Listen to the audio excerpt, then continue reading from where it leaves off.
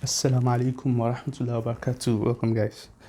Bismillah wa alhamdulillah wa salatu wa salam ala rasulillah sallallahu alayhi wa sallam. Today we are going to discuss this. It's called an inconsistent triad. So this inconsistent triad is a kind of argument that, see, you have to deny at least one of these premises, at least one. 3 of them cannot be true. You have to deny at least one. And you see, this argument is just to think about stuff like this, okay? So you can pose it to your friends. It's easy. You say premise 1. The first premise is this: Jesus died. That's the first premise.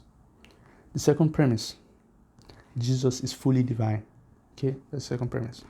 Then the third premise: no fully divine being has ever died. So the first premise: Jesus died. The Christians will say yes, he died. The second premise: no, Jesus is fully divine. They'll say yes, he's fully divine. Then the third premise: no fully divine being has ever died. You see, all of these statements are true in the Christian sense. All of them are true, but you cannot affirm them together without being contradictory. So such that if you say Jesus died and you say, he died, thank God, and you say Jesus is fully divine, that means Jesus is fully divine, okay? Then no fully divine being has ever died. That means a fully divine being cannot die. So if Jesus is fully divine, he cannot die. So you have to deny the first one, that Jesus died. So if you deny that Jesus died, then you say Jesus is fully divine and no fully divine being has ever died. It makes sense. Or you can affirm the first two and say, you can affirm the first two without saying this third one, okay? Or you can, how will I say this? You can you can say 1 and 2 is correct. You can say Jesus died, and you say Jesus is fully divine. And if the moment you say the third one, that no fully divine being has ever died, you have denied, is inconsistent right there. But you can also affirm the first one and the third one. You can say Jesus died and no fully divine being has ever died. So that means he's not fully divine. That's why he died. Okay. So in a way, this kind of argument uses to show that, see, there's probably a big issue here. Because when we say who died on the cross, it's not Jesus that died on the cross. Because if you say that Jesus is fully divine, he cannot die. He cannot be resurrected. Nothing like that applies to a divine person.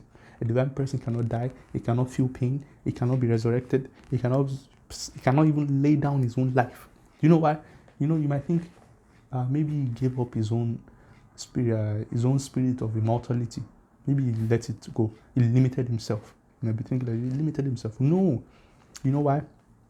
It is essential property. It's not something that he acquired, like I acquired immortality. No, it's an essential property for someone to be God or to be divine. If you don't have this property, you cannot be divine. See, God's all knowledgeable. If someone does not have knowledge, it cannot be God. Even if, let's say, you have all the other attributes and you don't have knowledge, you're not God. You have all the other attributes and you're not independent, gone. You have all the attributes and you can die. You are mortal. You are not God.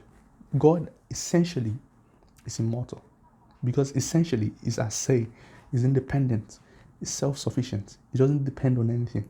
It's essentially all knowledgeable.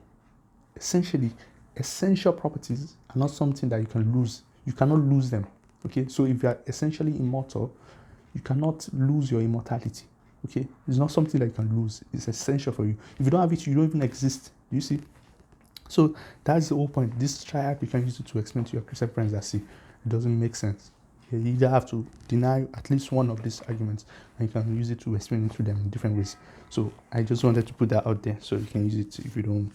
See, in these kind of arguments, you don't even need to learn Bible verses and start reading the Bible. No. Use these arguments. You don't need to go that deep. You see, if you take a Bible verse and you tell them, hey, look at what he said there, they will just explain it away for you. They can show you resources of how they've explained it.